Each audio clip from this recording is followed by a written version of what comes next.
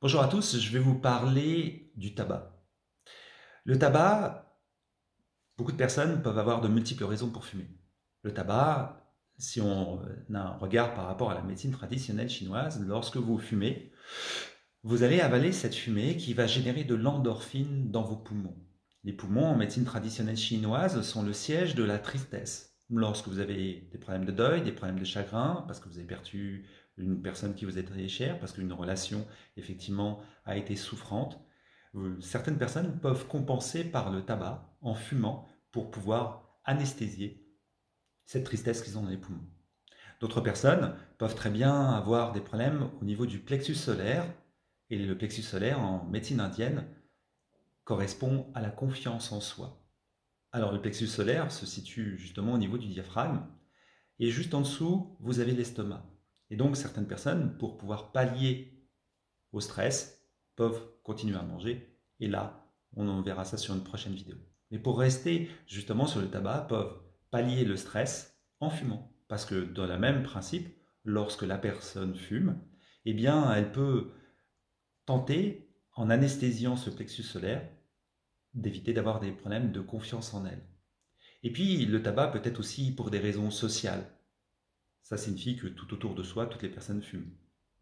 Et que se retrouver non-fumeur parmi les fumeurs peut être comme un manque de sociabilisation, ou éventuellement prendre du recul par rapport à ceux que vous appréciez. Et le tabac peut être aussi par rapport en fait à une partie identitaire.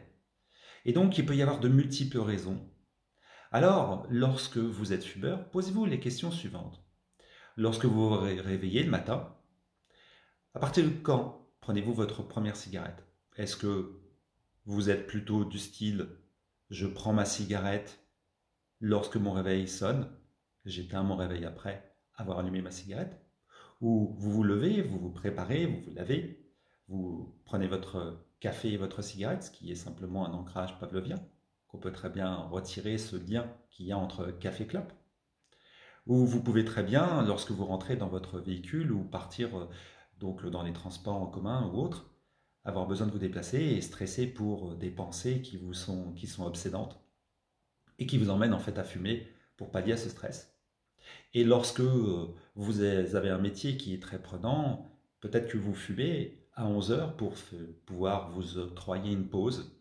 Peut-être que vous fumez systématiquement à chaque fois que vous prenez un café ou à chaque fois que vous buvez de l'alcool. Observez bien vos comportements. Et quelle est la dernière cigarette de votre journée? Est-ce que cette cigarette est juste après le repas du soir, après le film avant de vous coucher? Parce que, imaginez une personne qui fume lorsqu'il boit son café et qui refume juste la dernière cigarette après avoir mangé et qui se passe par exemple le temps d'un film entre 1 heure et 90 minutes avant de se coucher et à peu près une demi-heure le matin avant de se réveiller. Et si elle dort 8 heures, finalement, elle va rester quasiment 10 heures sans fumer. Alors on ne peut à ce moment-là parler d'addiction. La personne peut très bien utiliser la cigarette pour pallier un manque affectif, un manque émotionnel, du stress ou toute autre chose. Alors observez bien vos manières de vous comporter vis-à-vis du tabac qui vous pourront vous aider si vous avez besoin de vous en détacher.